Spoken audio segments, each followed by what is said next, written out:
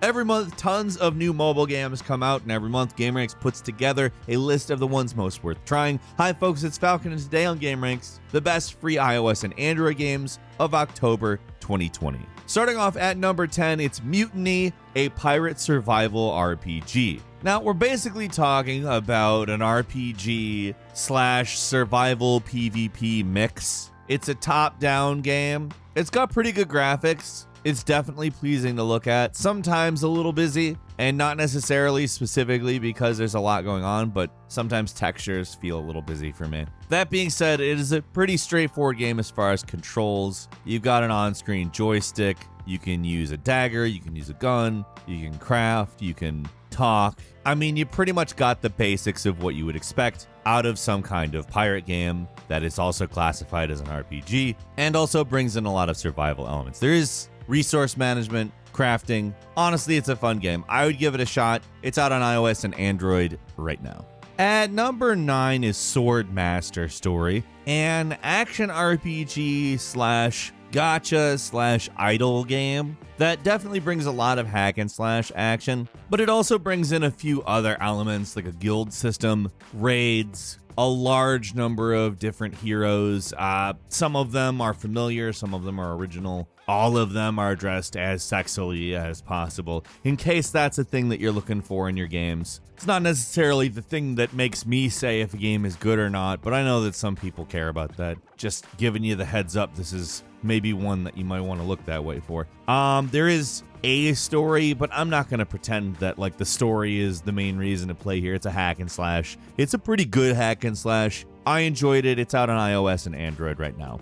At number 8 is Final Order, an MMO strategy game where your goal is to establish a military stronghold, awaken kaiju slash mighty beasts, whatever you want to call them, and both attack with them and defend from other ones. Again, it's an MMO, so you gotta deal with other people and their strategies. Let's be real, as far as military strategy goes, it's pretty straightforward what you get. You have military units, you have vehicles, etc., etc. It's really the kaiju, in my opinion, that sets this game apart. It's an MMO, it's a strategy game, and you have giant monsters that you essentially have to weaponize against your opponents. I think this is a dynamic that works really well in this kind of game. On top of that, you can bring in superheroes. I mean, they're not like licensed superheroes or anything, but it all comes together into a pretty cohesive, pretty darn enjoyable strategy game.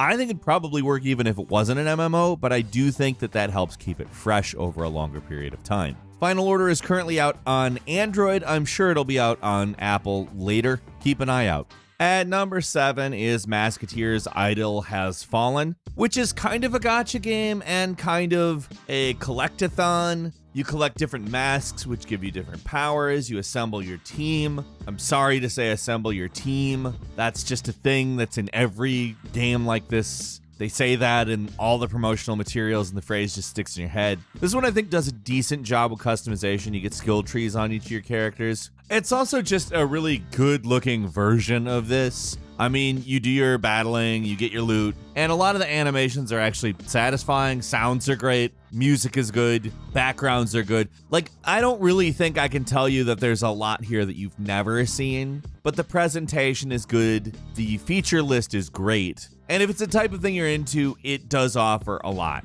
Masketeers Idol Has Fallen is out on iOS and Android now.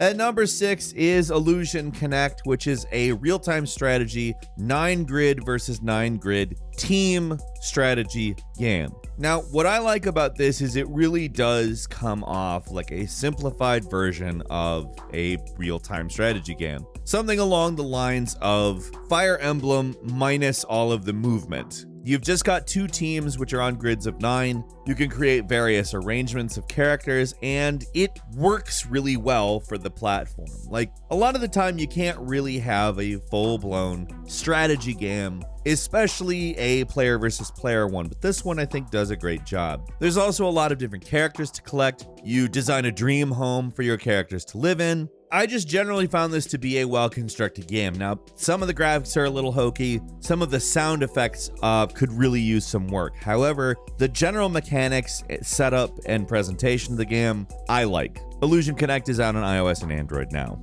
At number 5 is BTS Universe Story, and if there's anything I don't want to tell you is an alright game, it's this. I don't want to talk about BTS. I don't want to see BTS. Don't ask me about BTS. That doesn't mean it's not a bad version of what this is. In fact, I find it a little bit annoying personally that it's not the worst example of what it is. If you're interested in these sort of interactive stories, it's actually a well-illustrated, well-written version of that. I'm trying to be as utterly impartial as I can. I don't want to play a BTS game. I think that should be made known, so maybe somebody who does want to play it might be a little more favorable. That said, it's competent, seems to be something that a BTS fan would like, and the art is actually pretty good. I have to give them that. It's an interesting style, and I think it works. BTS Universe Stories out on iOS and Android now. At number 4 is Creatures of Aether. This is a straightforward card game. Like, you are playing a card game, and I love the graphic style of it. It's a very simple, very Mega Man inspired style that has you going through various different boards with different arrangements of cards. You collect cards, obviously. There are some roguelike elements. And apparently, the game itself features characters from a fighting game called Rivals of Aether. I haven't played it personally, but if you're a fan of that, I'm sure this is a good companion because I did enjoy my time with it. But that being said, like, I think this completely stands on its own. You don't need to be a fan of another thing. I didn't even know the other thing existed till I played this. If anything, it's made me interested in the fighting game. So perhaps it's a good use of your time. Creatures of Aether is out on iOS and Android now.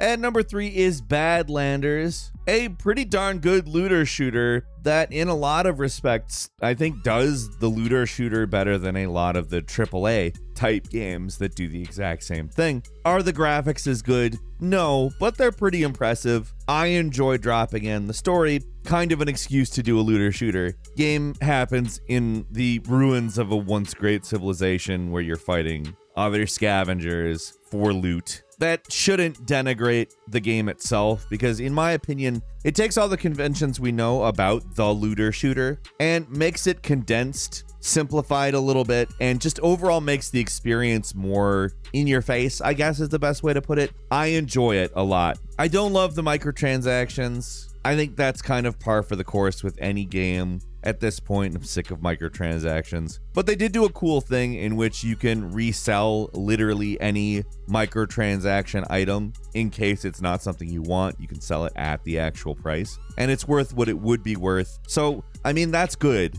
I like that. You're not stuck with stuff that you buy with real money, at least. And the game, like I said, itself is a lot of fun. Badlanders is out on iOS and Android right now. At number 2 is eFootball Pro Evolution Soccer 2021. This is an attempt to bring not necessarily the full Pro Evolution Soccer experience to the phone. However, it is a distilled version and they've tried to make it so that it feels very much like the same game. However, compressed, simplified, not necessarily modified though, which is something that you see a lot of when they attempt to port larger sports games to the phone. Also, overall, really the best part about this is the idea of playing Pro Evolution Soccer against other people. You can do that. It works really well. It's not perfect though. It's definitely less about the online and more about the AI. I would say that the AI is greatly improved from the previous version of this. However, it's still not quite as good as the console version. I don't know if that's something that's really going to happen anytime soon because they do change these games pretty significantly. This is about as faithful as I think that you're going to get currently, which is nice. Pro Evolution Soccer is, of course, one of the big soccer franchises out there. I enjoy it.